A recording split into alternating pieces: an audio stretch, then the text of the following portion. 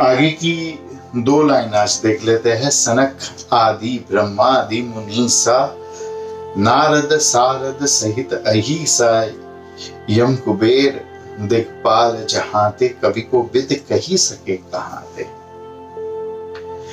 सनक आदि ऋषि, सनक आदि ब्रह्मादि ऋषि मुनीषा, जो सबसे पहले 7 ऋषि थे, सनक कुमार इत्यादि, वो सबसे ज्ञानी माने जाते हैं। ब्रह्मा जी स्वयं इस सृष्टि के रचयिता है और मुनि पंचमुनि हैं जो भी बहुत ही महाज्ञानी माने जाते हैं। तो जो 5 मुनि हैं, सनक आदि सप्त ऋषि है और ब्रह्मा जी स्वयं उनके पिता। तो सनक आदि ब्रह्मादि मुनीसा, ब्रह्मा विष्णु महेश तीनों, ब्रह्म आदि मतलब ब्रह्मा विष्णु महेश, सनक आदि ब्रह्मादि मुनीषा, सारे मुनीष और मुनियों के ईश्वर, मुनि के 5 मेन मुनि हैं मुनीषा। नारद भगवान, नारद मुनि जो भगवान के मैसेंजर है, भगवान की मैसेज वो बराबर पहुंचा सकते हैं, वो भी। सारद मां सरस्वती जो स्वयं गायन की और वाणी की देवी है, वो भी। सहित अहिसा, अहिसा मतलब शेषनाग जिसके 1000 मुंह हैं।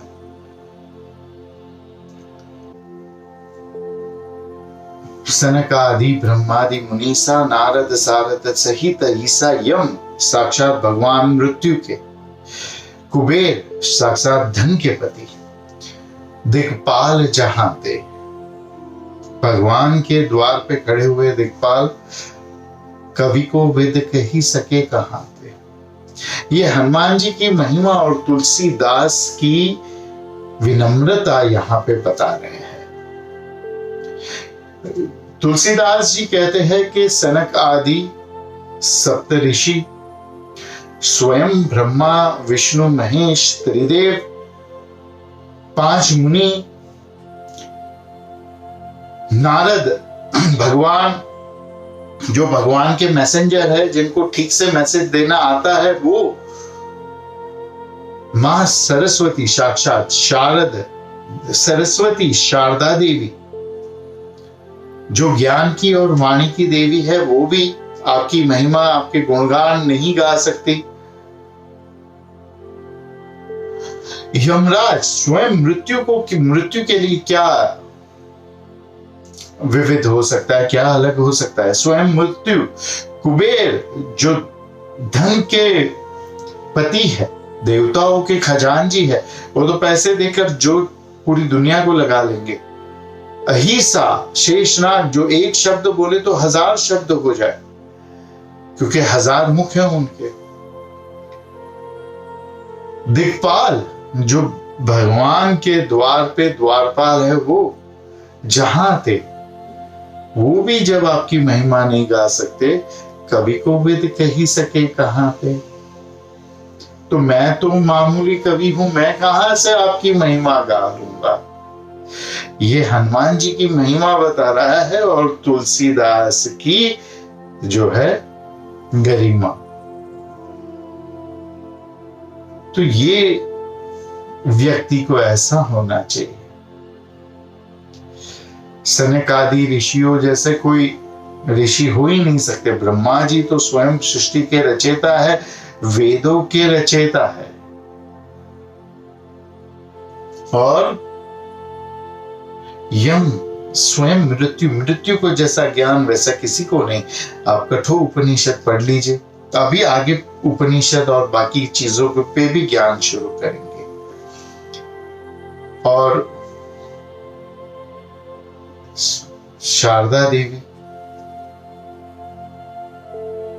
दिक्पाल जहां थे, भगवान के साक्षात नारायण के द्वार के रखवाले दिक्पाल जहां थे, कवि को भी कही सके कहां थे।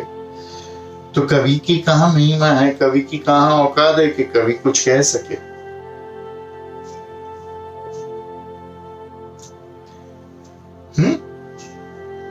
ऐसी विनम्रता जीवन में होनी चाहिए और ऐसी महानता भी जीवन में होनी चाहिए कि कोई आपकी महिमा करते हुए थके नहीं और लोग कहे कि हमारी कैपेसिटी में नहीं है ये सज्जन की महिमा गाना। कवि को विद कही सके कहां थे। इसके आगे है, तुम उपकार सुग्रीव ही कीना, राम मिलाए राजपत दीना।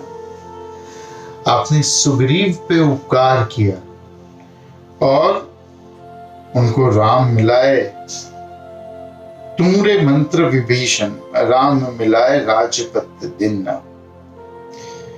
आपने सुग्रीव पे भी उपकार किया,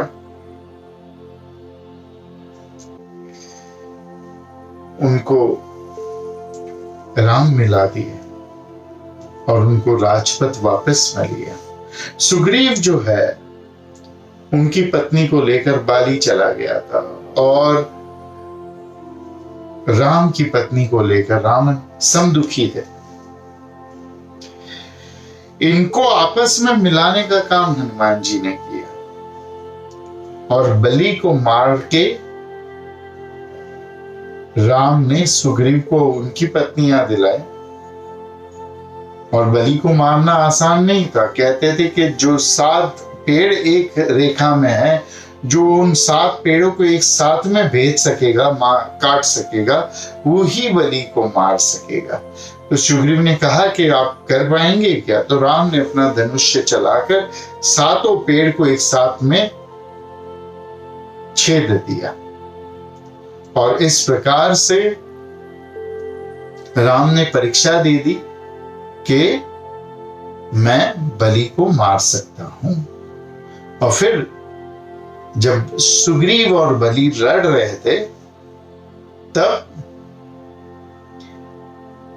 राम को दोनों एक जैसे ही दिखे कि भाई ये दोनों एक जैसे दिख रहे हैं, इनको इसमें से सुग्रीव कौन है और बलि कौन है। और सुग्रीव पीटा गया और फिर वापस आ गया। फिर राम ने कहा कि अभी अगली बार तुम माला पहन के जाना। तो सुग्रीव माला पहन के गए और फिर बलि से लड़ रहे थे। तो राम को पता था कि ये सुग्रीव है और फिर बलि को भेद कर उन्होंने सुग्रीव को उनकी पत्नियां वापस दी। बलि का ही बेटा अंगद, उसको भी अपने बेटे की तरह सुग्रीव ने रखा। तो आगे का हम हनुमान चालीसा के बारे में कल देखेंगे। हरि ओम तत्सत।